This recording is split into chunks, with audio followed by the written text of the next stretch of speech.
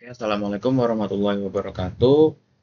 Perkenalkan, nama saya Nabil Isam Muyasar dari Teknologi Rekayasa Otomasi Angkatan 2024. Nah, di sini saya akan menjelaskan dan mempresentasikan praktikum terakhir, yaitu tentang FreeRTOS Advanced Memory and System Active Architecture.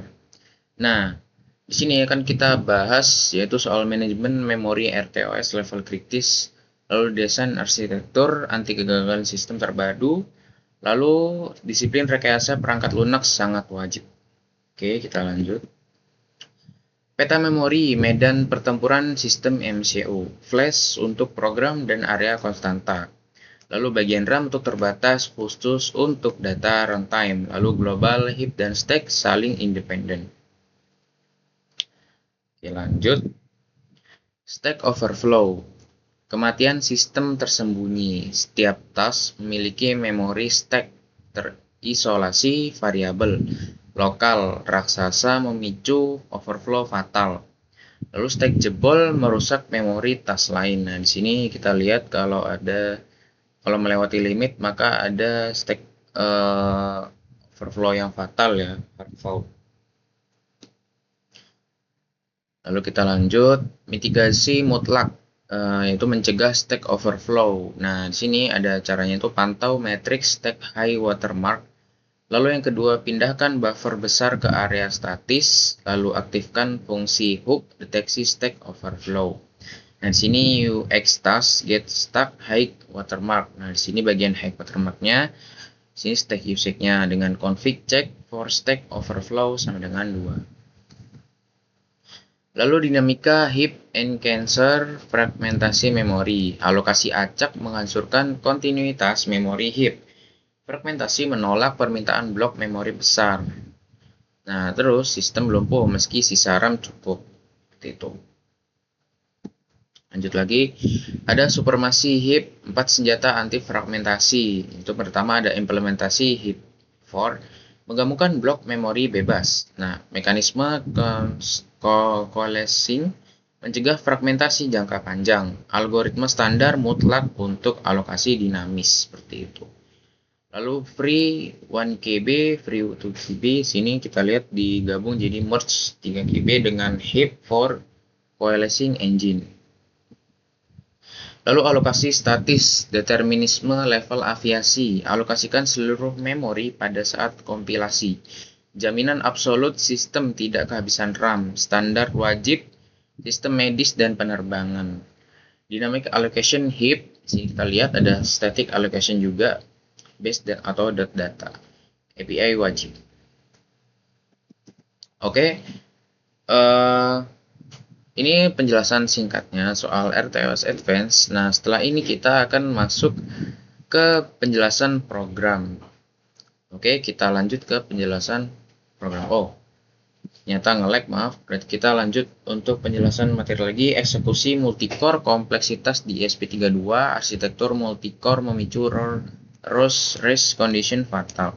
Sematkan task kritis pada core spesifik. Amankan critical section dengan mekanisme spin lock.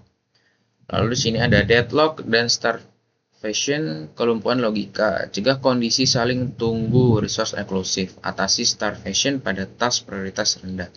Terapkan mutex dengan fitur priority inheritance. Task priority waiting dengan mutex priority inheritance mechanism. Praktik baik arsitektur alokasi fase startup. Buat seluruh objek saat fase startup, haramkan pemanggilan malloc saat operasi normal. Desain sistem deterministik yang berjalan selamanya. Sini ada malloc, task create, dan queue task create.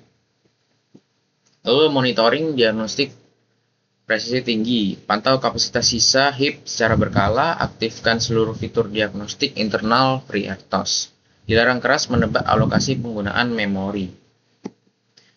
Lalu sini ada kesimpulan akhir disiplin yang rekayasa. Pemahaman arsitektur memori menentukan stabilitas sistem. Lalu juga mitigasi ancaman fatal sebelum menulis kode. Disiplin rekayasa selalu mengalahkan kode yang pintar. Oke, seperti itu. Oke, kita sudah sampai ke kesimpulan akhir, maka kita lanjut ke penjelasan pemrogramannya.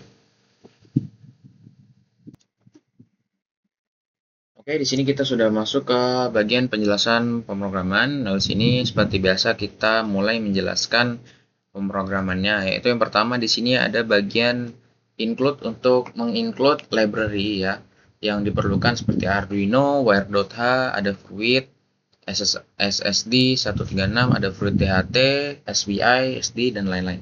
Lalu ada CMake string, include FreeRTOS juga kita masukkan. Di sini Smart Environment Monitor System, ESP, DevKit, FreeRTOS, Arduino Framework. Di sini kita definisikan juga display configuration-nya, lalu I2C Shared Bus kita tentukan untuk pin SDHCL-nya. Lalu sini sensor dan aktuator pin kita definisikan di sini masing-masing di pin berapa, lalu SPI, SD card pin, SPI separated from sensor pin kita pakai juga pinnya, lalu sensor type kita pakai DHT type-nya 22.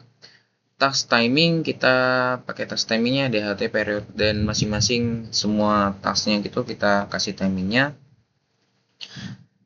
Lalu di sini ada object detection threshold, proximity threshold tuh 20,0 f. Lalu di sini ada FreeRTOS task size, jadi masing-masing task kita atur size-nya. Lalu packcount for OLED multi-patch interface, sini di packcount-nya 4. Lalu namespace config structure sensor data, float DHT temperature, float DHT humidity, float RTC temperature, distance, ADC voltage, ADC raw, DAC value dan lain-lain sebagainya. Lalu share peripheral yang dibagikan ya seperti itu. Lalu FreeRTOS primitifnya seperti ini, multi 0 PTR.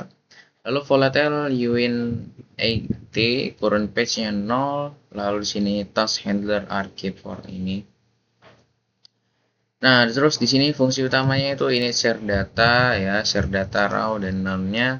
Lalu static bool in SD card dari SD card-nya, lalu semaphore task-nya as multext dan dikasih durasinya seperti itu. Nah, di sini ada static bool boolean append sensor log to SD. Jadi semua data dari sensor itu dimasukkan ke dalam SD card ya. Jadi disimpan dalam satu file berformat lalu disimpan ke dalam SD card seperti itu. Lalu sini ada boolean sukses. Lalu return kalau sudah berhasil. Lalu di sini ada aturan copy share data to queue.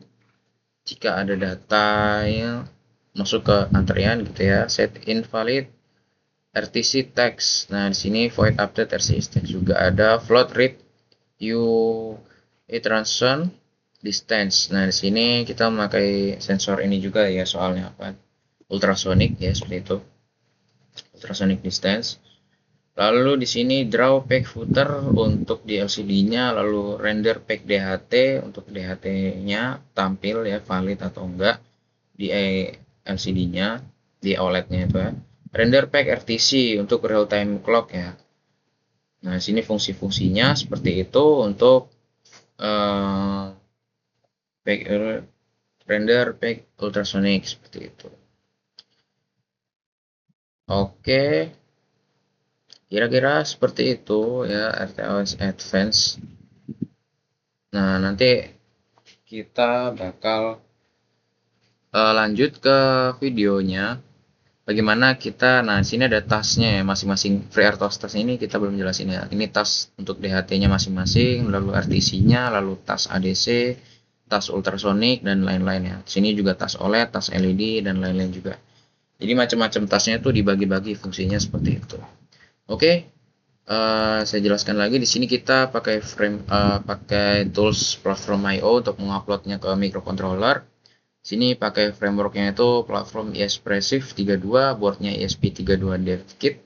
Lalu frameworknya Arduino dengan baud rate-nya itu 115.200. Lalu library yang dipakai itu ada Fruit ya, ada Fruit SSID, lalu ada Fruit GFS, DHT sensor dan RTC library. Gitu. Oke, kita lanjut ke video percobaannya.